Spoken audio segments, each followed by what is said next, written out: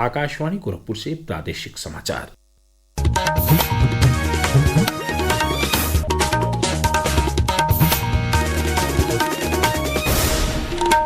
नमस्कार, समाचार बुलेटिन के साथ मैं वेद प्रकाश पाठक। पहले मुख्य समाचार। प्रधानमंत्री नरेंद्र मोदी आज बिहार से देशवासियों को 7,200 करोड़ रुपए की परियोजनाओं की देंगे सौगात। प्रदेश को बिहार से जोड़ने वाली 4 अमृत भारत ट्रेनों का भी करेंगे उद्घाटन। राष्ट्रपति द्रौपदी मुर्मू ने नई दिल्ली में आयोजित समारोह में दिए स्वच्छ सर्वेक्षण 2024-25 के 9वें संस्करण के पुरस्कार। देशवासियों से की स्वच्छ, स्वस्थ और विकसित राष्ट्र बनाने के लिए आगे आने की अपील। मुख्यमंत्री योगी आदित्यनाथ ने वाराणसी में की विकास परियोजनाओं और कानून व्यवस्था की समीक्षा।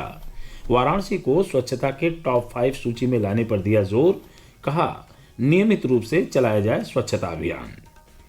और प्रदेश में रुक रुक कर वर्षा का क्रम जारी, कई जिलों में जनजीवन प्रभावित। अब समाचार विस्तार से।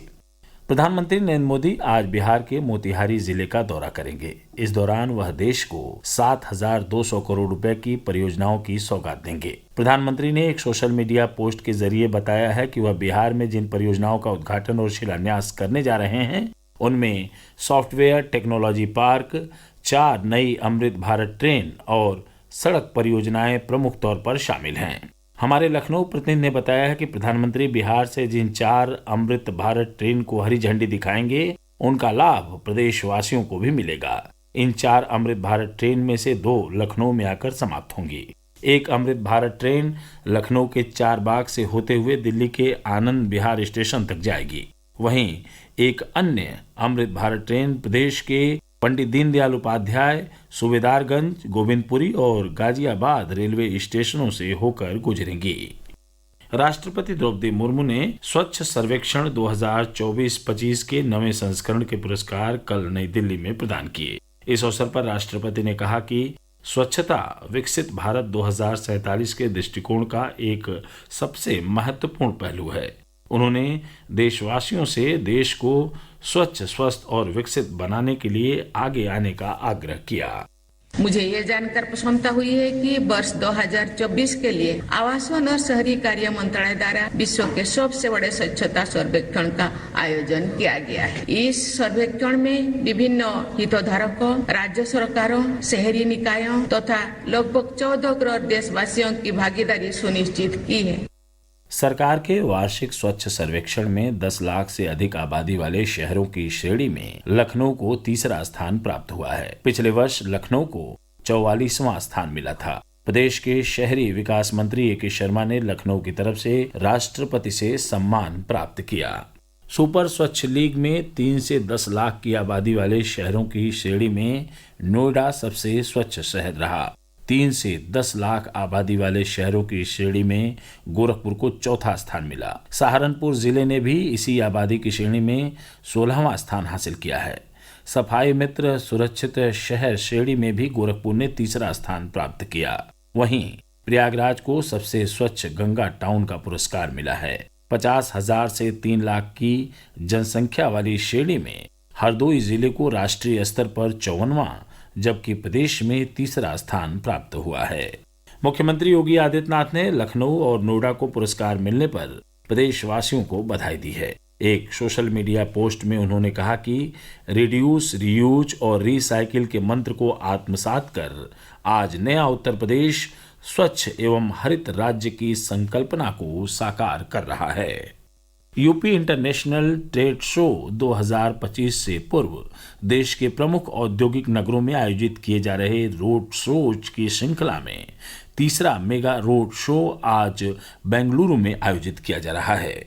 इस रोड शो के माध्यम से उत्तर प्रदेश सरकार का उद्देश्य अपने निर्यात विजन 2025 को राष्ट्रीय और अंतर्राष्ट्रीय मंचों तक पहुंचाना है। कार्यक्रम में उत्तर प्रदेश सरकार की ओर से एमएसएमई टेक्सटाइल मंत्री राकेश सचान नेतृत्व करेंगे। प्रादेशिक समाचार आप आकाशवाणी गोरखपुर से सुन रहे हैं। यह समाचार बुलेटिन हमारे YouTube channel AIR news Gorakhpur और एक्स हैंडल AIR न्यूज_GKP पर भी उपलब्ध है। मुख्यमंत्री योगी आदित्यनाथ 2 दिवसीय दौरे पर कल शाम वाराणसी पहुंचे। वहां उन्होंने सर्किट हाउस में अधिकारियों के साथ बैठक कर विकास परियोजनाओं और कानून व्यवस्था की समीक्षा की तथा जरूरी निर्देश दिए।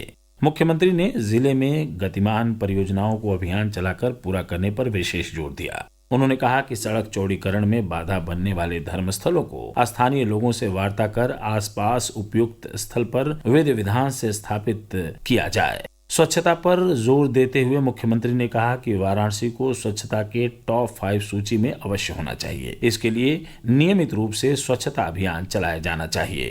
कानून एवं शांति व्यवस्था की समीक्षा के दौरान मुख्यमंत्री ने अधिकारियों को सोशल मीडिया प्लेटफॉर्म पर माहौल खराब करने वालों पर विशेष नजर रखने के लिए निर्देशित किया और उनके खिलाफ कठोर कार्रवाई सुनिश्चित करने को कहा। बैठक में जल शक्ति मंत्री स्वतंत्र देव सिंह भी मौजूद रहे। इससे पहले मुख्यमंत्री योगी आदित्यनाथ कल ही 1 दिवसीय दौरे पर चंदौली पहुंचे। उन्होंने कलेक्ट्रेट सभागार में समीक्षा बैठक की और एक पेड़ मां के नाम अभियान के तहत रुद्राक्ष का पौधा लगाया। मुख्यमंत्री ने चंदौली को वाराणसी से जोड़ने वाले पुल का हवाई निरीक्षण किया। मीडिया को संबोधित करते हुए उन्होंने कहा कि चंदौली जनपद के विकास के लिए डबल इंजन की सरकार ने कई कार्यक्रम आगे बढ़ाए हैं। इसी क्रम में चंदौली को पूर्वांचल एक्सप्रेसवे और गंगा एक्सप्रेसवे से भी जोड़ा जाएगा। पूर्वांचल एक्सप्रेसवे को जो लखनऊ से गाजीपुर तक पहले ही आ चुका है, लोग उसका लाभ ले रहे हैं। चंदौली होते हुए सोनभद्र शक्तिनगर तक पहुंचाने की कार्रवाई और इसको हम लोगों ने अपनी सैद्धांतिक सहमति दी है। उसके सर्वे के कार्यक्रम आगे चल रहे हैं और बाद में फिर इस कार्यक्रम को हम लोग आगे बढ़ाएंगे। चंदौली की सीधी कनेक्टिविटी प्रदेश की राजधानी लखनऊ से और देश की राजधानी दिल्ली से इस एक्सप्रेसवे के माध्यम से होगी। दूसरा, चंदौली को दूसरा लाभ मिलेगा गंगा एक्सप्रेसवे का।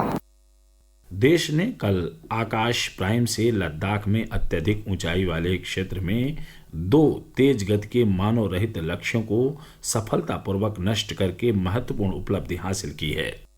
आकाश प्राइम सेना की आकाश हथियार प्रणाली का उन्नत संस्करण है। इसे 4,500 मीटर से अधिक ऊंचाई पर संचालित करने के लिए तैयार किया गया है। इसमें स्वदेशी रूप से विकसित रेडियो फ्रीक्वेंसी शामिल है। इसका उपयोग ऑपरेशन सिंदूर के दौरान भी किया गया था। ये देश के प्रक्षेपास्त्र विकास कार्यक्रमों के लिए बड़ी सफलता है, जो अब वैश्विक रक्षा बाजार में तेजी से ध्यान आकर्षित कर रहे हैं। रक्षा मंत्री राजनाथ सिंह ने इस उपलब्धि पर सेना, डीआरडीओ और उद्योग जगत को बधाई दी है। सुपर्णा की रिपोर्ट के साथ समाचार कक्ष से मैं आकर्षिता सिंह।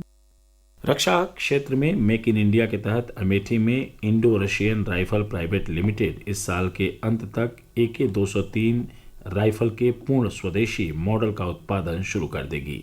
IRRPL के CEO major general SK Sharma ने बताया कि अभी रूस के सहयोग से बनाई जा रही AK-203 के पूर्ण स्वदेशी राइफल का नाम शेर दिया गया है। अभी इसका 50% निर्माण भारत में हो रहा है। अक्टूबर 2025 तक 70% और 31 दिसंबर तक इसका पूर्ण स्वदेशी उत्पादन होने लगेगा। ये एक भारतीय सेना की टीम द्वारा बनाई जा रही है, यानी कि एज ए यूजर आज की तारीख में हम ही यहाँ बैठे हुए हैं, तो हम इस बात को समझते हैं कि इस राइफल को हमने बहुत ही सीरियसली क्वालिटी कंट्रोल के हिसाब से बनाना है। तीसरी चीज जो मुझे खूबी लगती है अपने राइफल में, वो है कि ये एक जेन्युइन इंडिजिनाइज प्रोडक्ट है। पूर्वी उत्तर प्रदेश सहित प्रदेश के कई जिलों में पिछले 2 दिन से आसमान में बादल छाए हुए हैं और रुक रुक कर वर्षा का क्रम जारी है। इसके चलते तापमान में गिरावट दर्ज की गई है और लोगों को उमस भरी गर्मी से राहत मिली है।